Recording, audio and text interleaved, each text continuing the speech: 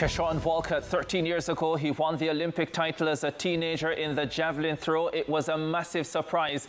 Tonight, he's world champion for the first time. And yes, that was a massive surprise as well. This woman, well, she returned to the triple jump. Tia Lafond, the Olympic champion, with a big jump on her final effort to get the silver, backing up her outstanding season last year. The Jamaicans left out of the medals, though. Akila Smith, you're seeing there in shot, finishing in 8th position. Leanis Perez Hernandez of Cuba, after flattering to deceive in the Olympic Games in Paris last year, gets the job done in the World Championship final, and she is the champion of the world. 14.94 meters, Lafond of Dominica, 14.89, with the Jamaicans finishing in 5th and 8th positions in the final. Let's get into this discussion because, yes, twice before, Shanika Ricketts was a world championship medalist,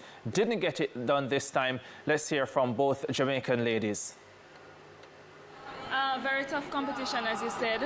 I wanted to be on the podium tonight. That didn't happen. I had a few foul jumps, which you don't want to be fouling in a major final. And I think I'm just disappointed with the way things turned out. But I'm in another major final. I'm 5th in the world, and I just have to be grateful for that. Regarding to Paris, I did make the final. I was 8 and 8 again. I so badly wanted to be among the medalists, and I'm pretty sure next year I'm going to come back even hungrier, and the year after for whatever championship that they're going to have. And I'm just going to go there, make sure I do at least my utmost best, because I want a medal. I want a medal. Yeah, Akila Smith there. Yeah, she says she wants a medal, and 23 years old now. Not many would bet against her eventually getting it. Bruce, how do you assess this event from a Jamaican and a global standpoint? Well, globally, the big story was Rojas. She comes back after not jumping at all, major injuries, hospitalized for 2 years. She comes back and gets on the podium, but something happens that we have never seen.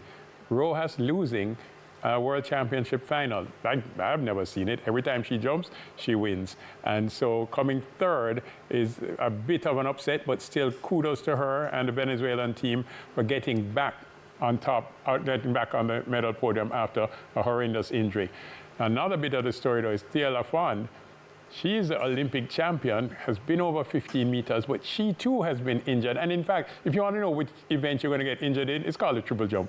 I mean, what you're asking your body to do and the pounding it takes. Well, Lafond bounces back on her last jump. I thought she took the lead, but is granted with a 14.89. She's been over 15 meters before. She gets the silver. And then the favorite all the way through, the Cuban Hernandez. She's been leading the world and set another world leading.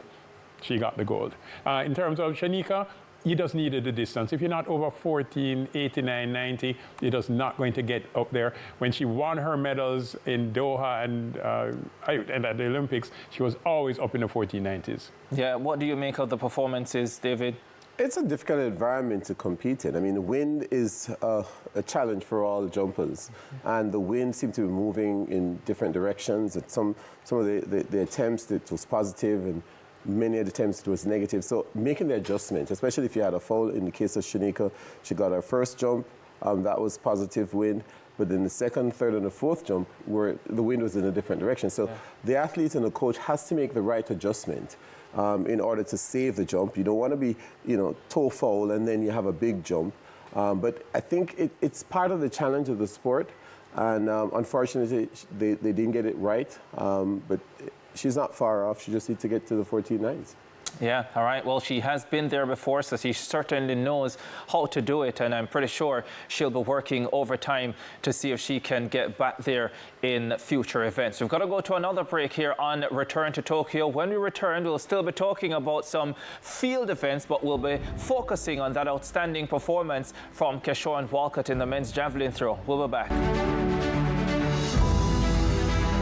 When you have 15 Jamaicans in action in a particular session and a plethora of world-class performances, you know we have a lot to speak about, and the men's javelin throw is certainly one of those. Grenada's Anderson Peters was trying to become a three-time world champion. He fell just short of that, having to settle for silver, but it was still gold for the Caribbean through that man, Keshorn Walcott, with an outstanding effort of 88.16 meters. Peter silver and Curtis Thompson of the USA taking bronze to make it a knockout podium 1, 2, 3 for the North America, Central America and the Caribbean region. Shall we hear from the gold medalist Keshorn Walcott of Trinidad and Tobago?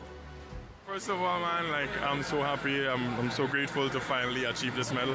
It's been a long journey, lots of up and down, but being persistent, you know. Coming into the competition tonight, we knew there was something. From the qualifications yesterday, I felt like I was sleeping, and I was still able to throw very relaxed, but we knew that, okay, today I need to attack. After the first throw, I was like, okay, I'm still a bit tense. So the coach was just like, hey, relax. You know what we've been doing in training. After that, yeah, relax.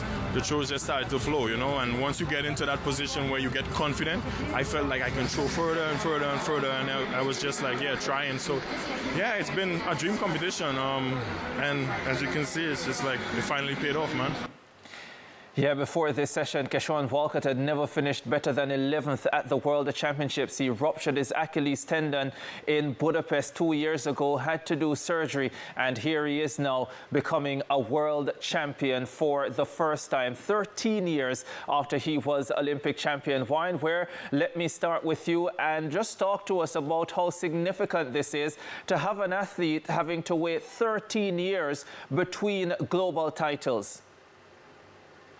I must say, first and foremost, congrats to Walcott. I know Trinidadians are elated now. But when you go through an injury and you go through a phase that 1 year, 2 years, and leading up to 13 years, the biggest factor in that is your mental health.